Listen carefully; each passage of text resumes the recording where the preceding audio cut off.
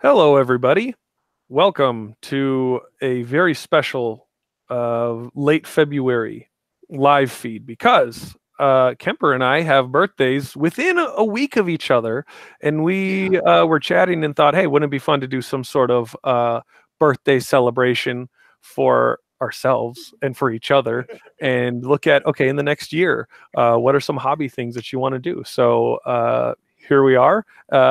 I always imagine and like to say, Kemper, you're in the high plains of Kansas, but I don't really know if that's true. But yeah, well, I don't know if they're high, but they're it's plains. definitely flat. Yeah, flat would be a good word for out here where we're at right now. So it's all flat farmland for miles around here. I mean, I'm in a little bitty town of 4,000 people, so I mean, I do have like a road running by my house, which is kind of nice. But Those are before their that, roads.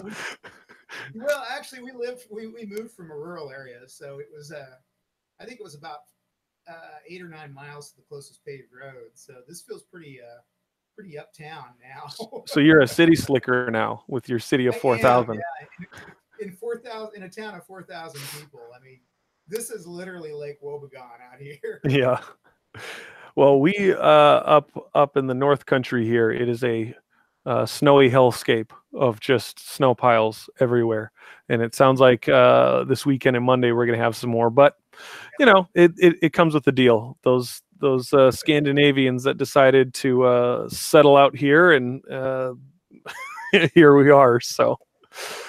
Well, that's reality of snow and plains and all that. But let's talk about what in the next year are some of your hobby dreams, goals, and aspirations, Kemper. Oh, okay. Well, I think we both do. Yeah, What's yeah. our con schedule for the next year looking like? I'm headed to GaryCon for part of it. I've got to get back. I'm a pastor in real life, so we're doing some stuff that weekend that I'm helping with the services.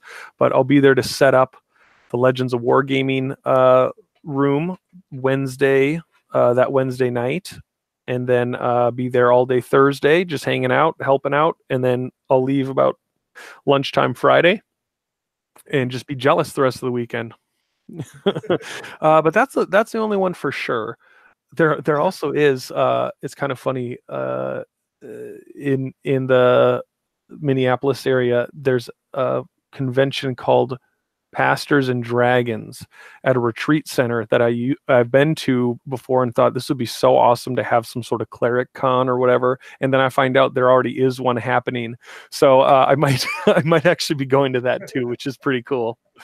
Oh, that's really cool. Yeah, that's what cons look like most likely for me.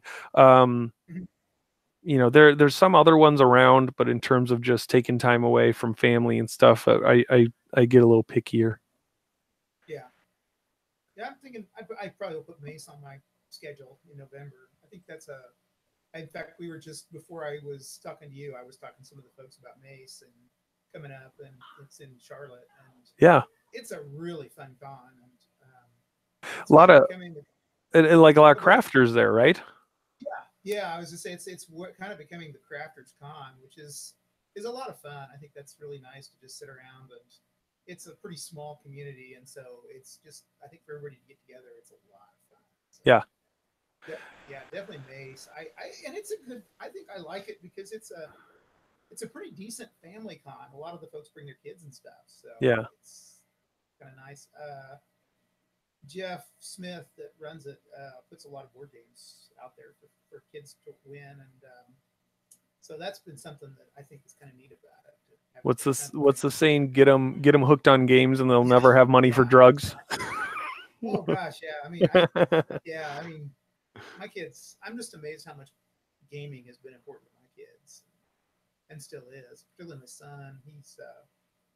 He's always kind of used it as a door to open up social contact with people where he's gone, Yeah. or he's, in the college situations and everything. So and he got a girlfriend out of the deal, so he likes that. So, and he still plays very regularly. I'm surprised how much he actually plays. Well, if we watch Mazes and Monsters at college, we know the dangers of what can happen. Ask Tom Hanks. So Yeah, a very young Tom Hanks. yeah. There's also a convention in Minneapolis in April called Geek Craft Expo that I'm interested to check out if I can. And there's going to be just a bunch of venues or vendors with the different geek wares. But I'd be interested if any of that will be the type of 3D printing, terrain, RPG type stuff or not, or what we might come across. So, That would yep. be interesting to see what they come up with. Yeah, because that's probably still my favorite area of the hobby is the crafting. Yeah. I just love that. that's good. So I guess that's on my yearly thing is to make it to Mace again this year, and also upping our craft games. What are we going to do this year? Speaking of crafting, This morning, from my girls, I got this book storage box thing, which is great. Inside was some Hobby Lobby loot, which is great also. But then my youngest picked out these deciduous trees for me. So that's one of the things that I want to start assembling and take a look at. For crafting, I have the everlasting decade-long project of the Keep on the Borderlands build, papercraft, to keep chipping away at. But the other thing is I started running a chainmail game, which is late 60s, early 70s rules for medieval miniatures for the uninitiated. That were kind of the rules were built around these elastilin figures of what you could get at the time. And I was on a web app called Wish and ordered from China just a couple different sets of these 50 mil medieval figures, a castle, some weapons like catapult, ballistas, and then a bunch of different types of soldiers, spear, sword. And I turned it into a scenario and I ran it at a youth retreat I was on this weekend. And it was a blast. So I would love to take the castle and then put that on a piece of foam board and dress it up a little bit. Start and too, like, to practice my mini painting on those 50 millimeters versus the 28s. You just have more opportunity to practice. They seem huge after painting 28. Yeah. Awesome. Yeah. So yeah, that's one of the things I'm thinking about is and even just running some more of those games for my kids and their pals in the neighborhood, or bring it with the youth I work with and different things like that. Because they're not into Xbox.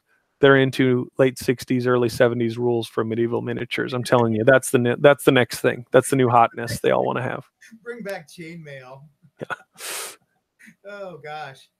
So yeah, I'm not sure what I really want to get together. I think it would be interesting to start putting out some YouTube channel videos on like real easy crafting.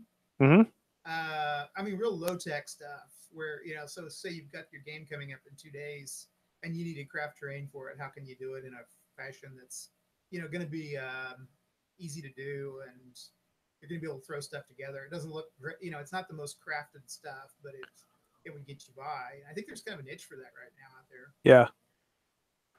Yeah. Quick and dirty setups. Yeah, exactly. I was making some trees downstairs out of those green pads that you use on your dishes, and oh yeah, scours.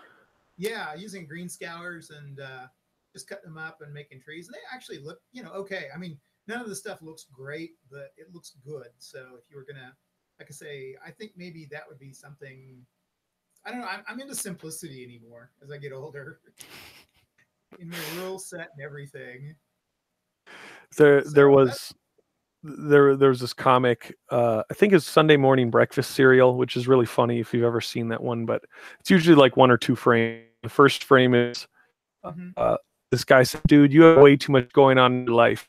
You need to just cut it out and figure some stuff out. And his buddy says, you can say all this, but until it's said from a socially perceived wiser person, I'm not going to hear it. And below, he's talking to a Buddhist monk, and he just says, you must simplify. And then he's like, has like tears running, and he says, "So wise." That's how life goes sometimes. You do know why Zen Master can't vacuum in corners? No, why? Because they don't have any attachments. Oh. Yeah. I love that. That's a good one. The one that I always Yeah. heard was the Dalai Lama walked into a pizza place and asked, "Can you make me one with everything?"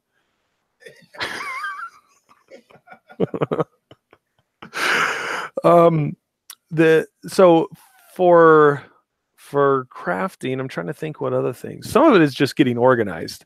I've got some stuff in the basement here set up in a way that I'm actually like getting things labeled and in the right spot, so I'm not checking like 6 different bins to find stuff.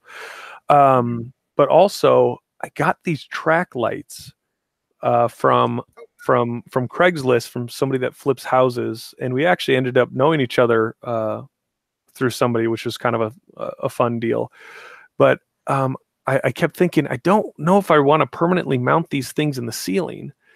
And then I was in a Thai food restaurant when inspiration struck, and I saw they had track lighting, but it was hanging from like lag bolt type situation.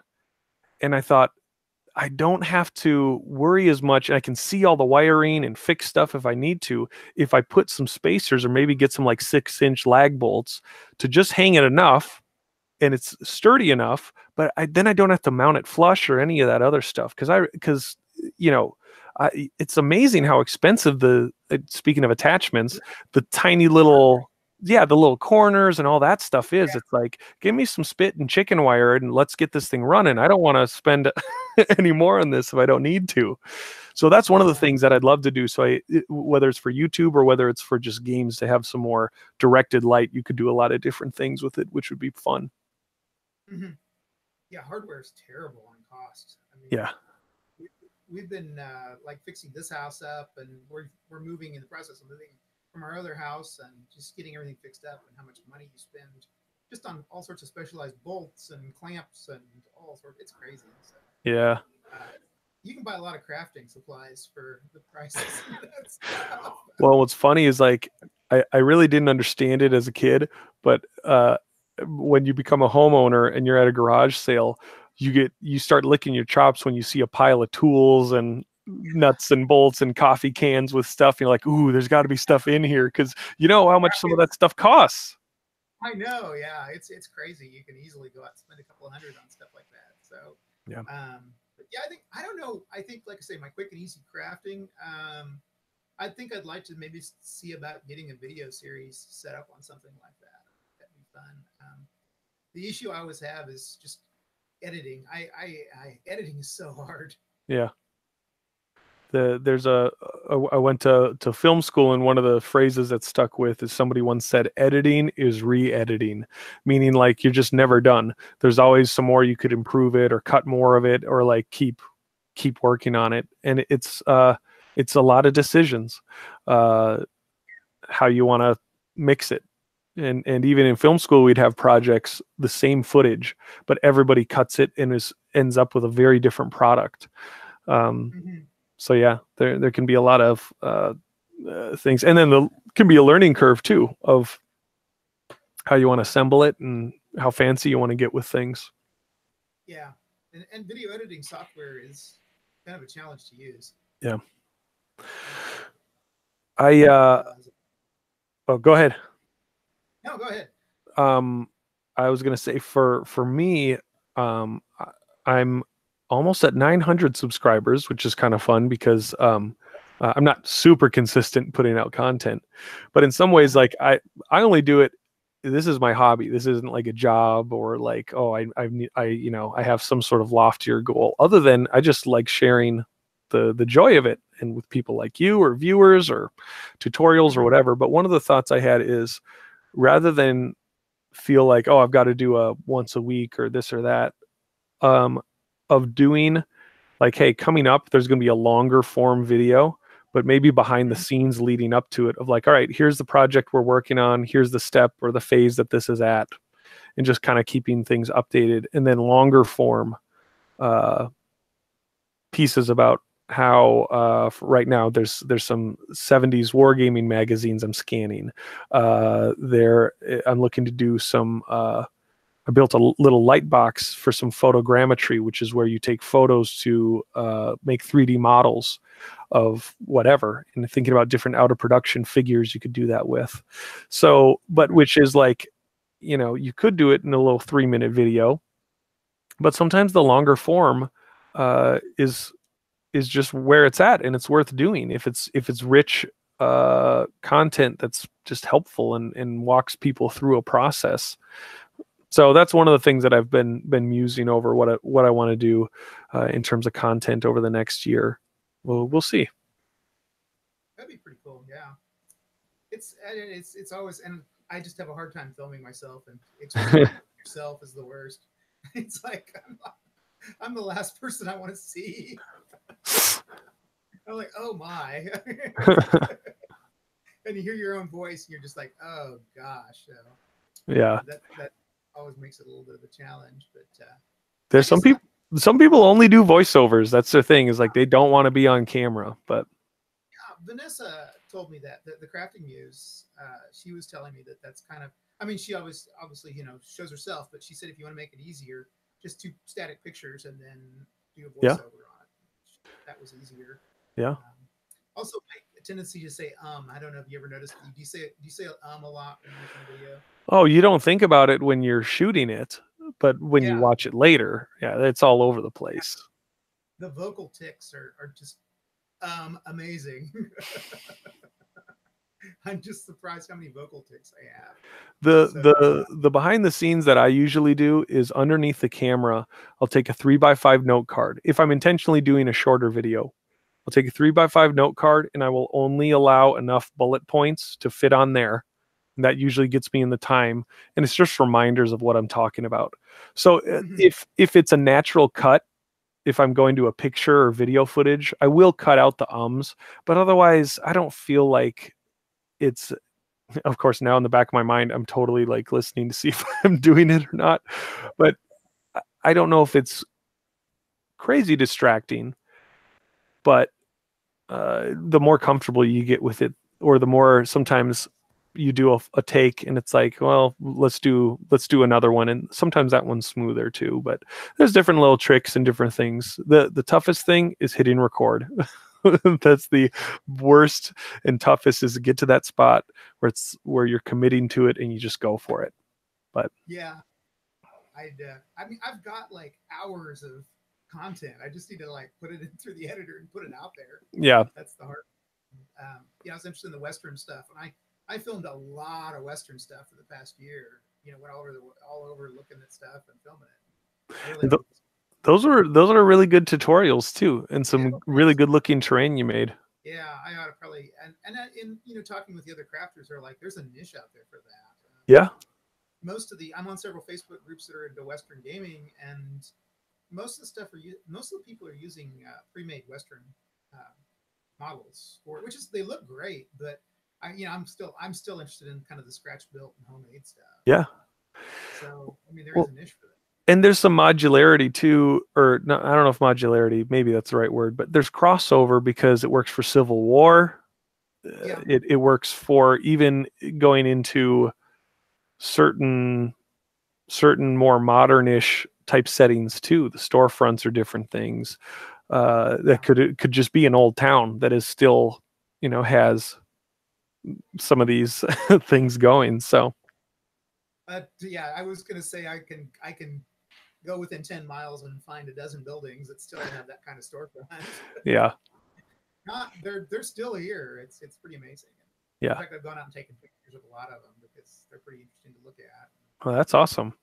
Do you The other take thing about do you keep an album, like keep track of some stuff of like, oh, I want to craft this summer? When I was out, I took some pictures of trees that I was like, oh, that's a really nice looking tree, the shape of it or whatever, for ideas or inspiration. I'm thinking about starting to get involved in Abilene, Kansas. There's a historical society, Dixon County Historical Society. I've thought about getting involved with them some. It's only about 20 miles over there, so Okay. that'd be cool to kind of get. there's not much left over there of the town. There is kind of some old buildings and stuff they have in the museum, but there's not a lot there. But it'd be kind of cool to kind of get involved in that too. Yeah. Especially with historical wargaming. Like I say, still would like to go up to Northfield and play the game up there, and have you come down to Coffeyville and do the same thing. Yeah. That would be really cool. One of your videos, I think I mentioned it to you before, that I really enjoyed was the time lapse of cleaning the room, and I found very. My wife tried it too, and she did a time lapse. Yeah, she did the same thing. It's so satisfying to sit there and watch it, and it really helps you get motivated to clean. So yeah, I'm kind of doing that now. Whenever I have to go clean a room in the house, is I'll go and I'll video it, and then I'll put it in the computer and just run it through just to watch it again. Yeah. Yeah, my table is a hurting unit right now just because I just haven't taken time to catch up. But I think I'll have a little downtime this weekend to sort of refocus and get things settled back in. Oh, hi! I got somebody here. There. How's it going? You got your dad a pretty nice present. Here. That was a pretty nice present. Hey, how you doing? Good. Hi, how's it going? Good. Are you taking your dad out for dinner tonight? Do you remember what we're going to eat tonight? Spicy food. No, we're going to get a Chicago style pizza for Dad, and then you kids are going to eat whatever we think you'll eat. and then we're going to see How to Train Your Dragon 3 later tonight. Oh, my daughter just saw that and said it was really good. Yeah, we like those movies. I always think of the soundtrack as one of the first things I think about. I really like the soundtrack in those movies. You have anything to say to our giant audience? Yeah. Can you say bye? Bye. Bye. She's very curious what's going on in Dad's game room here. How old is she? 5. 5. Yep. Okay. Starting kindergarten soon, but not quite. So then our pace of life will change a little bit. So and then she's your youngest, right? Mm-hmm. Yep. Couple other grade schoolers, and life flies by, for sure. Oh God. Yeah. Like I say, I've been working on getting my daughter out to getting her to a college, which has been a interesting process. Yeah. I could write a blog on that. Well, one of the things that I'm excited for, speaking of the new year, is Wizards is releasing Stranger Things edition starter set, and it's not like there's demogorgons in it, but the idea is, I think it's Will or Mike or whoever like the DM is on that show. This is his campaign world, and that's the trimmings. Oh, wow. And I thought this is the setting that I want my kids to learn 5th edition with is on this box, because there's something about opening it for the first time and all those different type things that I'm looking forward to that. So I did pre-order that, and that's, I think, May 1st. Comes out.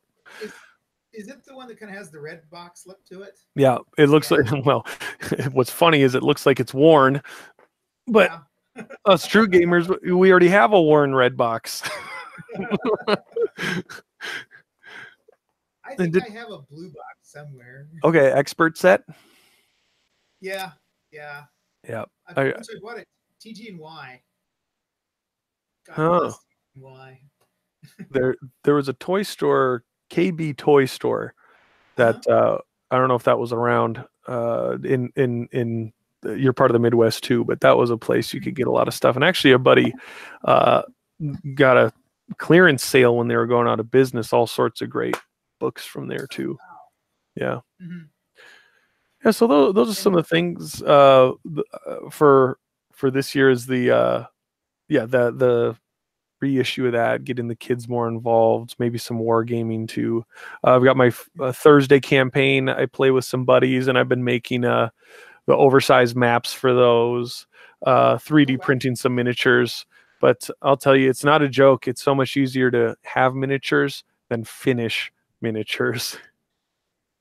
I'm proud to say I'm actually finishing some 40-year-old miniatures up here in the past few weeks. You got around to it finally? I finished a set of Grenadier hobbits up, which really nice.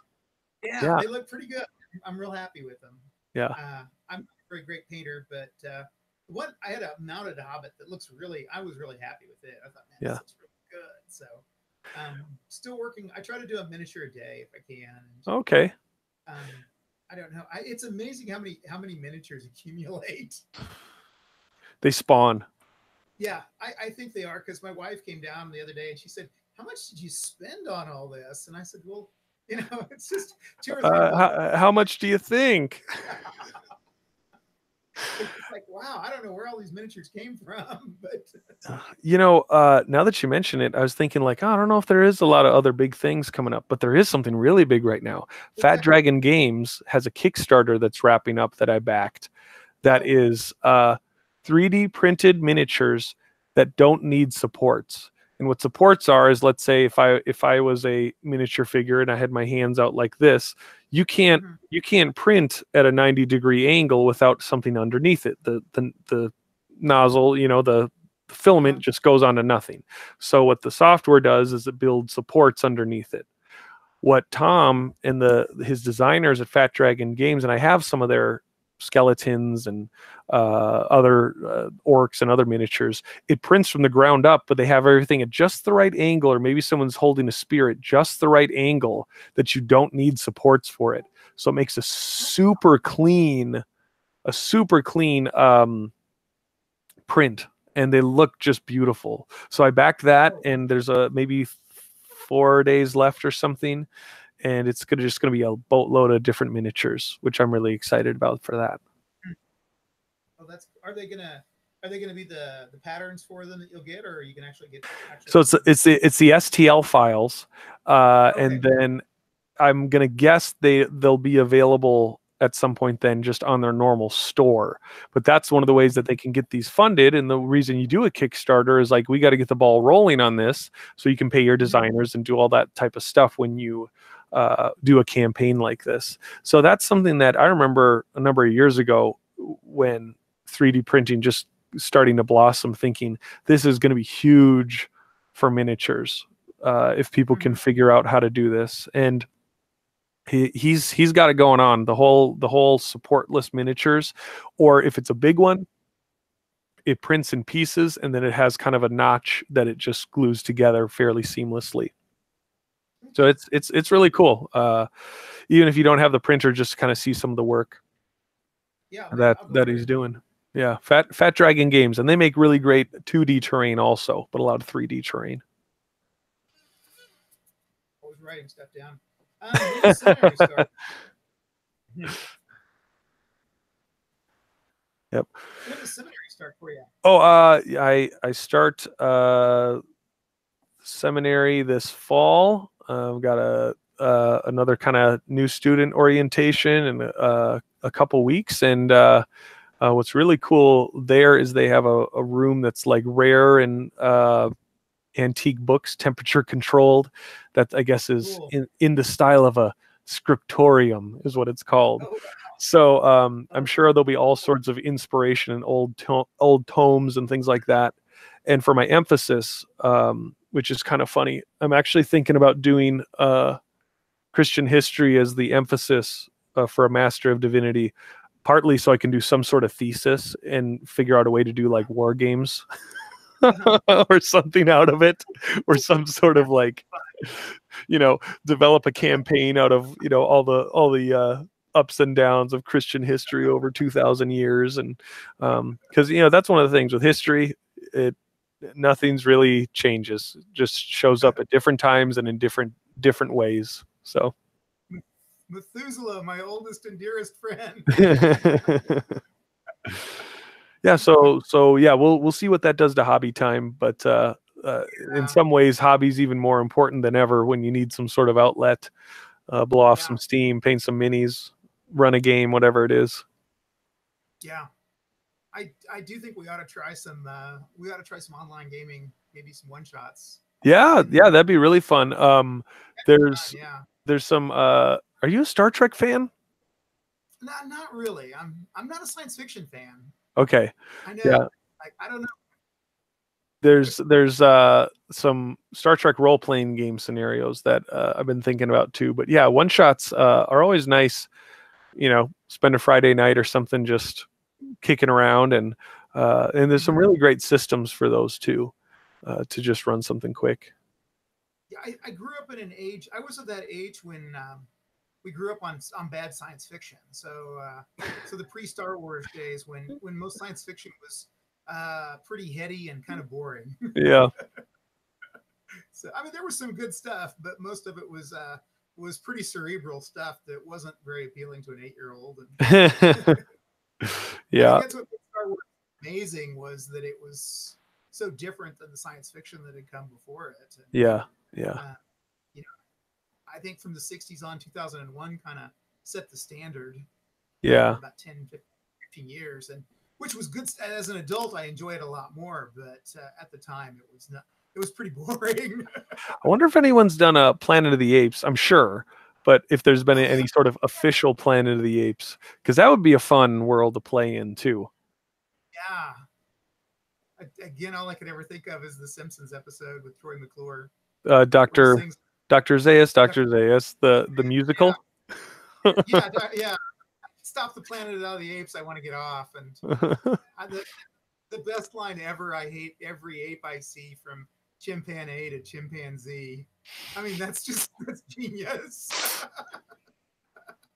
They had some good writers. Conan O'Brien was one of the writers, I think, the first season 2 or 3 or something too. So yeah, that's good stuff. So yeah, let's get together and let's plan some one shots out. Maybe a Planet of the Apes one shot.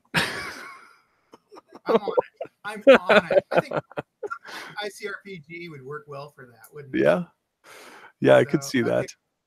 Yeah. Okay. I'm on it. Well, anything else on your 2019, 2020, next year, next spin around the sun list? Gosh. There we go. Oh, lose weight. Yeah, lose weight. As the Grinch says, and this time I'll keep it off. Yeah, it sounds like we've got some pretty good plans for the next year. So what'll be fun is if we do this again in a year, to revisit, all right, what actually did we pull off? No, it's the, you know, 10 pounds. 10 XP, extra pounds. Yeah. Gosh, my weight was experience points. Well, it's fun hanging out, and seriously, it'd be fun to get a couple one shots of some sort in over the next year. And there's some maybe even we could broadcast something on here too if we did it with Hangouts. I'm sure Scotty would be down. A couple other buddies, maybe get Gareth or some other people on here too. Matt Halstead, he's always good. Do you know Matt Hall, or have you talked to him ever? From different groups, yeah. Yep, good guy. He's a good guy. Really interesting guy to talk. It was fun to hang with him at Mace, and he's a really fun guy. He's a great guy to role play with. Yeah, he has a really good time. So yeah, well, let's do it. Yeah, let's work on a one shot. Or maybe another RPG slumber party like I've hosted before too, and we'll watch a movie after and add our color commentary.